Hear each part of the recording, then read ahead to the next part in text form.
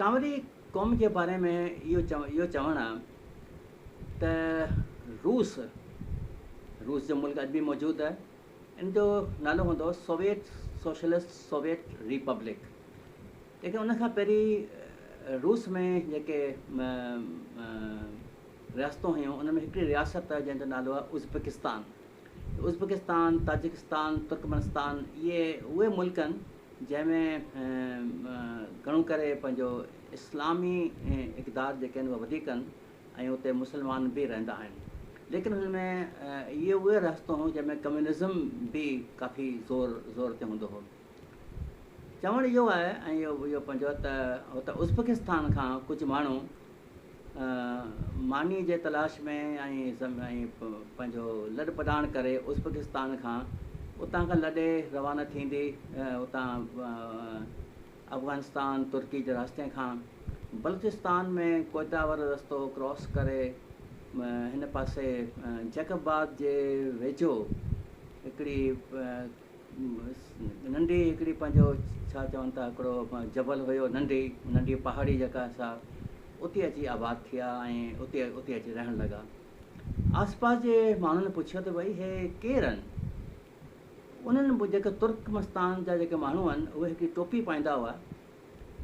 मूंखे यादि हूंदो आहे त मरहूम पाकिस्तान जो वज़ीर अज़म लियाक़त अली ख़ान जेका टोपी पाईंदो हो, गोल टोपी मथे ते, गोल टोपी ॻाढ़े रंग जी, उनजे मथां हिकिड़े पंहिंजो फुंदण ठहियल हूंदा हुआ, माना टोर जेके ठहिया हूंदा हुआ कारे रंग जा।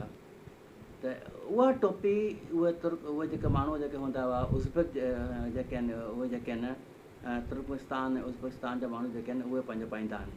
अॼु बि कुझु माण्हू हुते आहिनि जेके पाईंदा आहिनि उहे। त माण्हुनि चयो त हे पंहिंजे केरु आहिनि? चयो उहा टोपी ॾिसी चवनि पई हे त टोरी आहिनि, यानी की उहा पंहिंजो टोर वारी टोपी हुननि पाई आहे। सो टोरी जो नालो हुनजे मथां माण्हुनि विधो। इहे माण्हू हुते कुझु अरसो त रहिया। उनखां पोइ काफ़ी माण्हू हुया उहे पुछो त हुते लॾ पटाण करे सॼो वॾो कबीलो हो जेको हुननि जो, या जेके दोस्त यार सभु हिन पासे आया। उनखां पोइ उन्हनि माण्हुनि पंहिंजी अॻियां पोइ वधणु शुरू कयूं। उन मां कुझु माण्हू जैकबाद खां अॻियां आया ऐं पोइ जेके आसपास जेके ॻोठ हुया उते वञी आबाद थिया। हमायूं स्टेशन जेका हींअर शिकारपुर खां जेके जैकबाद वेंदा त शिकारपुर ऐं जैकबाद जे विच में हमायूं स्टेशन आहे। अॼुकल्ह त शायदि स्टेशन शायदि ऑपरेटिव न हलंदी हूंदी। हमायूं स्टेशन खां मेन रोड खां 6 मीलनि ते हिकिड़ो ॻोठु आहे, उनजो नालो आहे मियां साहिब। उन ॻोठ में अची कुझु माण्हू आबाद थिया। कुझु माण्हू हुनजे पासे में हिकिड़ो ॿियो ॻोठु आहे शहाल महल जेके मुबारकपुर बि चवंदा आहिनि, या अॻियां ठुल गुजो आहे। ऐं जेकॾहिं पोइ हिन पटीअ खां असीं अॻिते वेंदासीं त कंदकोट ऐं ॿियो माण्हू आहिनि। इहे माण्हू पोइ हिन पासे आहिस्ते आहिस्ते डिस्ट्रीब्यूट थी विया, विरहाइजी विया। ऐं कुझु माण्हू जेके आहिनि उहे हिन पासे हेठि सखर आया, कोई जे शिकारपुर विया ऐं कुझु लाड़काणे जे पासे आया ऐं कुझु वधीक हेठि आया ख़ैरपुर जे पासे, ख़ैरपुर खां हेठि पंहिंजो नवाबशाह पासे, कंडियारो जे पासे, ऐं कुझु हिते मथे सिंध में विया जिते सादिक़ाबाद, रहीमयार ख़ान। ऐं हींअर बि पंजाब में अमी ॾिसंदा त सादिक़ाबाद खां वेझो हिकिड़ी स्टेशन आहे, उनजो नालो ई टांवरी स्टेशन आहे। उन टांवरी स्टेशन ते हर रेल कार ऐं पैसेंजर गाॾियूं उते बीहंदियूं हुयूं। अॼुकल्ह त उहा स्टेशन बिल्कुलु बंदि थी वई आहे, बिल्कुलु इनऑपरेटिव आहे। इहो टांवरी स्टेशन अॼु ताईं क़ाइमु आहे। ऐं कुझु माण्हू हितां खां पंजाब खां ट्रांसफ़र थिया मथे पंजाब जे उत्तर पंजाब में ऐं आज़ाद कश्मीर जे पासे, उन पासे हलिया विया। अहिड़े तरीक़े सां इहा क़ौम जेका सा वधीक पंहिंजो हिते फैलिजी वई। कराची में जेकॾहिं आउं चवां थो त जेकॾहिं आउं यादि करियां ऐं मूंखे ॿुधायो वियो कि सभ खां पहिरीं मुंहिंजो वॾो चाचो मोहम्मद परियल टांवरी उहो हिते कराची में आयो। उनखां पोइ मुंहिंजो वालिद साहिबु जंहिं उन ज़माने में सिंधी वर्नीकुलर फाइनल जा इम्तिहान हूंदा हुआ उहो पास करे, उहो इम्तिहान पास करे अमी का बि नौकिरी वठी सघो था सिंध में। उन में अमी स्कूल जा मास्तर, हेड मास्तर, तपेदार, सुपरवाइज़र, इवन शायदि पंहिंजो नंढो जज उहे थी सघो था। त उहो बाबा इम्तिहान पास करे स्कूल में पंहिंजो मास्तर जी नौकिरी उनखे मिली ऐं उहो पंहिंजो उतां खां सिंध खां उतां ट्रांसफ़र थींदो थींदो हिते कराची में आयो।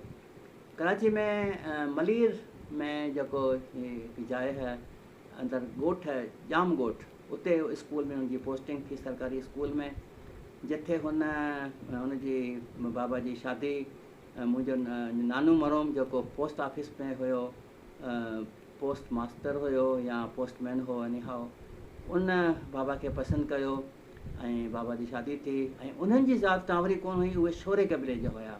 हाणे शोरा जेके आहिनि उहे हिन पासे बलूचिस्तान में लसबेले में ऐं हिते पंहिंजो उथल में इन पासे आहिनि, या पोइ सिंध जे ज़िले ठठे में, ज़िले हैदराबाद में, दादू में, मीरपुर साकरो में, इन पासे शोरा वधीक आहिनि। ऐं बहरहाल बाबा जी शादी थी, उन खां पोइ असांजी पैदाइश हिते कराची में ई थी। ऐं इन खां पोइ सिंध मां ॿिया जेके असांजा मिट माइट हुआ जंहिंखे ख़बर पई उहा आहिस्ते आहिस्ते कराची ईंदा रहिया। ऐं पोइ असांजो ख़ानदान जेको आहे उहो वधंदो वियो। ऐं पोइ असांजा जेके बि माइट आहिनि वधीक कंडियारे खां, नवाबशाह खां, उहे बि हिते कराची आया। ऐं अहिड़े तरीक़े सां कराची में टांवरी क़ौम जा माण्हू हींअर मुंहिंजे ख़्याल में त मूंखे सही फिगर कान्हे मालूम, लेकिन काफ़ी आहिनि। कॾहिं कॾहिं मूंखे आउं ॾिसंदो आहियां फेसबुक में या किथे ख़बर भई टांवरी आहिनि, मूंखे वरी ख़ुशी थींदी आहे त पंहिंजे असांजे पंहिंजे ज़ात जा माण्हू आहिनि। तो इहा हिकिड़ी ख़बर हुई, मालूमात जेका मूं तव्हां ताईं पहुचाई आहे। हींअर बि टांवरी जेके आहिनि तमामु पंहिंजो काफ़ी ॼाण त रहनि था। मुंहिंजे चाचे जो पुटु इफ़्तिखार अहमद टांवरी, उहो सुठी पोस्ट ते हूंदो हो, PIA जो डायरेक्टर बि हो, ऐं बैरूत में स्टेशन मैनेजर हो, ऐं काबुल में स्टेशन मैनेजर हुयो, यूरोप में PIA जो स्टेशन मैनेजर रही चुको हो। हींअर त हुनजो इंतकाल थी चुको आहे। मुंहिंजा ॿिया जेके चाचा आहिनि उहे बि तमामु पढ़ियल लिखियल सुठा। ऐं असांजे ख़ानदान में जेके चाहे नानके में हुजूं या ॾाॾाणे ख़ानदान में काफ़ी माण्हू जेके आहिनि सुठियुनि पोस्टनि ते इंजीनियर ऐं ॿिया जेके ऑफिसनि में सुठी पोस्टनि ते कमु कया आहिनि। लेकिन ग़रीब बि आहिनि असां में, ईअं ॻाल्हि आउं बि ग़रीब आहियां, अहिड़ी ॻाल्हि कान्हे का, आउं अमीर माण्हू कोन आहियां, मां तमामु ग़रीब आहियां, सादो आहियां बिल्कुलु ई।